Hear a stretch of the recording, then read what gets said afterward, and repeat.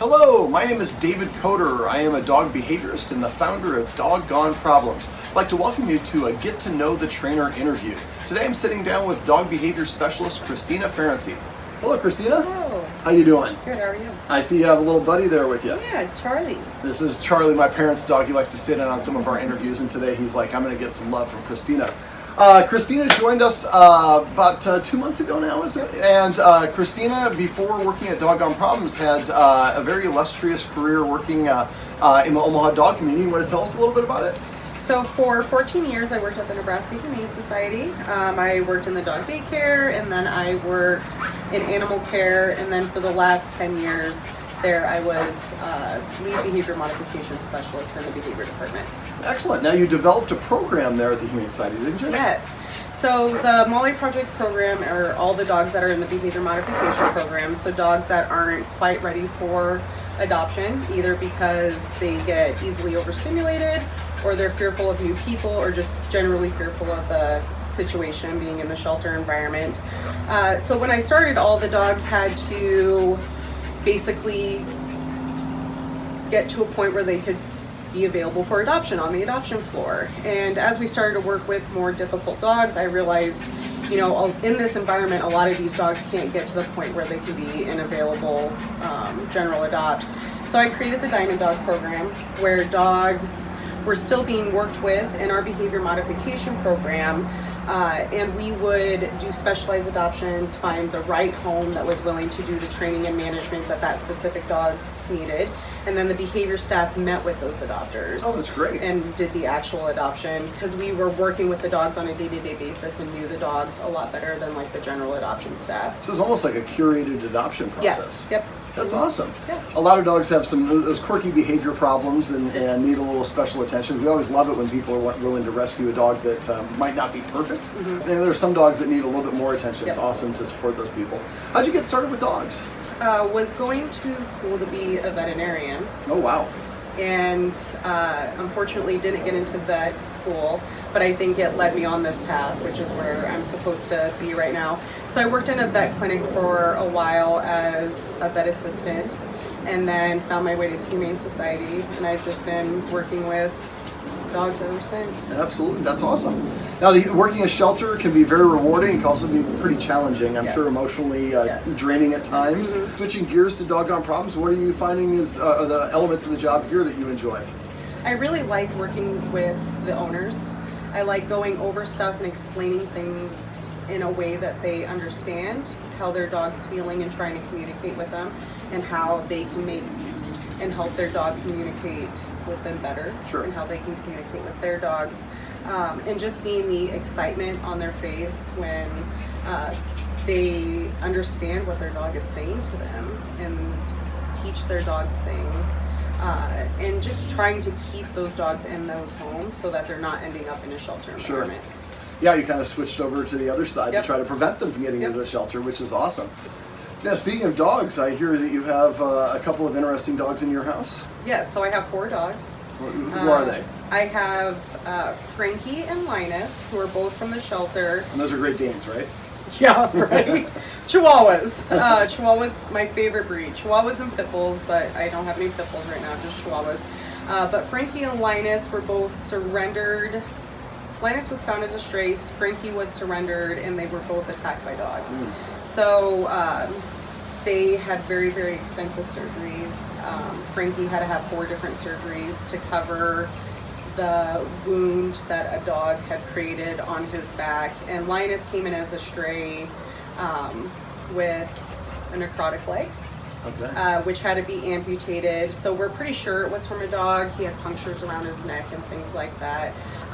So they're a little challenging around other dogs. Some survivors. Yes. And then I have a 16 or 17-year-old toy fox terrier. What's that dog's name? Dinky. Dinky. And then a Shih Tzu, who's about 12. And what's the Shih Tzu's name? Daisy. Daisy. And those are the easy dogs? Yeah, they're really easy, get along with everybody. And Frankie and Linus socially need a little work. Okay. Now, Charlie was telling me that you're not exclusive to dogs. No. I also have a double yellow-headed Amazon parrot. Loud and cranky. He's 36. Wow. Yep. How long do those? About 70. 70 Yep. years? So Wow. probably gonna have to write him in my will. And then I have an aquatic turtle and 2 ferrets. Interesting. Yeah, and the ferrets are actually really fun to train. I've taught ferrets how to target. Okay. But also I had one that I taught to roll over. Wow, Yeah. impressive for a ferret. Yeah. That would be a lot of rolls real quick. Yeah. And do the dogs and the ferrets get along? Or do we have some segmentation or segregation? Yeah, there's definite segregation. They like to chase the ferrets, so they're usually separated when the Okay. ferrets are out. What's your favorite like exercise or cue to teach? I love shaping. My favorite, and what I'm working with Frankie right now, is teaching dogs how to ride skateboards. So I've taught quite a few dogs to ride skateboards. It's just fun, and it's fun to watch the dog try to figure out, and people love it. Absolutely. That's my absolute favorite thing to do. In Santa Monica, I see a lot of people have taught their dogs, but I find it's usually the shorter dogs. The taller Yeah. dogs, I think, probably have a little bit more problems staying Yeah, on I that board. did a Cane Corso once. Oh, wow. Yep, and he is the. That must have been a big board. It was a big board, but he would get all 3 feet on and push with his back foot. So, Impressive. Yep, it was super cool. That'd be quite the sight to see coming down the street. Yep. Now, working with dogs, what's your specialty? What areas do you handle? I love working with fearful dogs. I think because it's just so rewarding watching them come out of their shells, and again teaching the owners to communicate properly with their dogs, and what their dogs are actually saying to them in the moment, and then reactivity and aggression.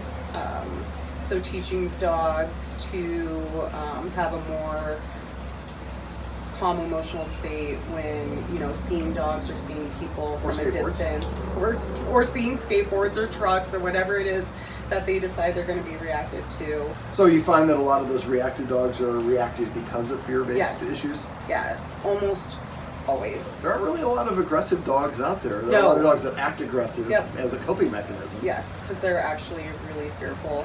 And then a lot of reactivity comes from frustration. Yeah. It's like, I just want to go see that and you're not allowing me to go see it, so now I'm angry.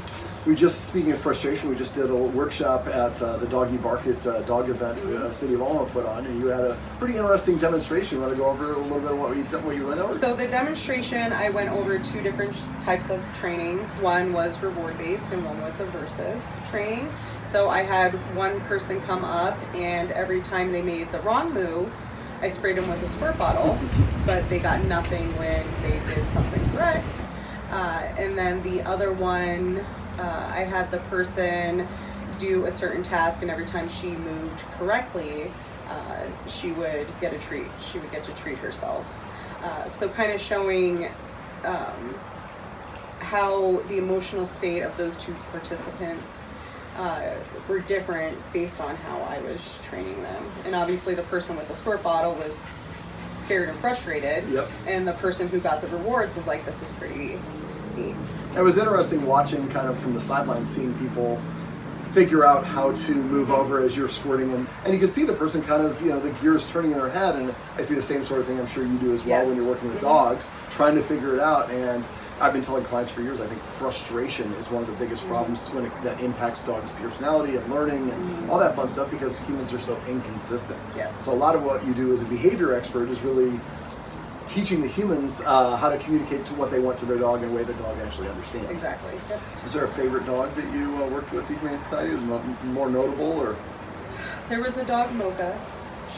She learned, one of the first dogs I ever worked with that learned to connect the behaviors, like, hey, I jump and bite you, or mouth you, or tear your clothes, and then I sit and get a treat. So it was like we were asking her to sit when she would do those things and treat her, and she's like, oh, so I jump and mouth, sit, treat, jump and mouth, and she really taught me a lot. I had to get a lot of new clothes because of her, but I think she's probably one of the most memorable dogs. And then just seeing her go into a home environment where almost from day one she didn't really display those behaviors. That's awesome. It was mostly just from being in the shelter environment. Interesting. Her name's Mocha Whiskey Ray. Mocha Whiskey Ray? Right. Right, okay, well that's quite the impressive.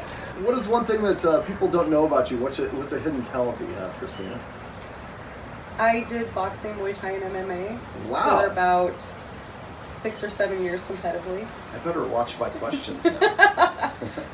And right now I'm powerlifting, and I like working out, and I like being coached, I think. So the coach for the dogs likes to have a little coaching in other endeavors. I like that. And I love nature, like hiking, paddleboarding, kayaking. Those are your releases and your escapes.